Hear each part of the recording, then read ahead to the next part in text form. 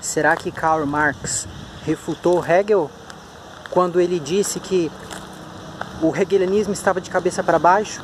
Na verdade, a realidade era material e eram as condições empíricas que determinavam o pensamento e não o inverso. Não haveria um espírito por trás do movimento da história, girando as engrenagens, incluindo as próprias filosofias, mas seriam, na verdade, engrenagens socioeconômicas que moveriam o próprio pensamento, não havendo no fundo um sujeito com S maiúsculo, mas apenas sujeitos materiais que construiriam as filosofias de acordo com as suas próprias circunstâncias? Não, Marx não refutou Hegel, muito pelo contrário, ele caiu numa tremenda cilada que ele mesmo armou. Porque para a filosofia do Marx estar certa, Marx precisa estar errado.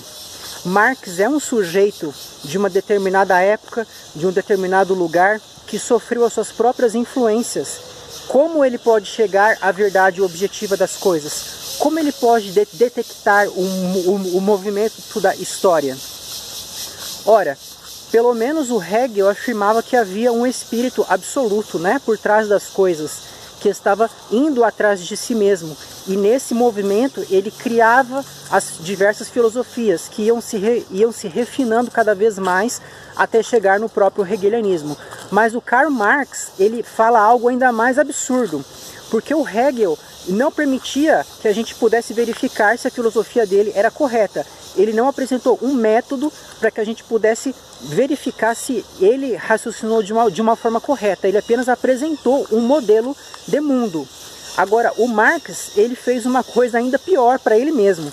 Ele disse que além de existir esse movimento cíclico, esse movimento de choque, superação e renovação do ser, esse ser seria material.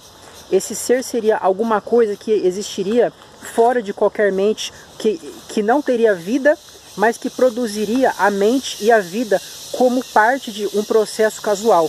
Ou seja, poderia ser que a vida não existisse, poderia ser que a consciência não existisse, e ainda assim o ser existiria, porque o ser seria apenas uma coisa que existe em si própria, que existe por existir, fora de uma concepção, fora de uma idealização, né? Para o Marx, a realidade material é que determina a idealidade e não o inverso. Ora, mas se for assim, qual é a confiança que nós podemos ter nos nossos próprios pensamentos? Qual é a confiança que Marx pode ter na sua própria capacidade racional para captar essa realidade? Se Marx ele pode estar sendo iludido, né?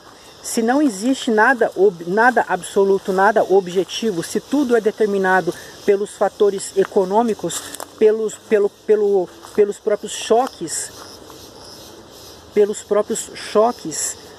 sociais, né, de luta de classes, de ricos oprimindo os pobres e os pobres se revoltando e os ricos criando paradigmas mentais para que os pobres fiquem alienados e permitam a continuidade dessa exploração, e os próprios pobres também criando as suas alienações para que eles consigam suportar essa realidade tão sofrida, acreditando em algo por vir que irá compensar esse mundo de labuta, esse mundo de desesperança em que eles estão. Ora, e como que o marxismo foge disso? Será que o Marx também não elaborou esse pensamento por alguma necessidade circunstancial dele, por algum fator que o tenha iludido? Se a razão não é absoluta, se não existe um espírito por trás de tudo determinando a nossa realidade, como que o Marx vai ter acesso a esse fato de que a realidade realmente é material, de que a lógica por trás do mundo é a guerra de classes, né, que é isso que move a humanidade? Como que Marx chegou ao nível da objetividade para olhar tudo de cima e falar com segurança e exatidão? Eu cheguei lá.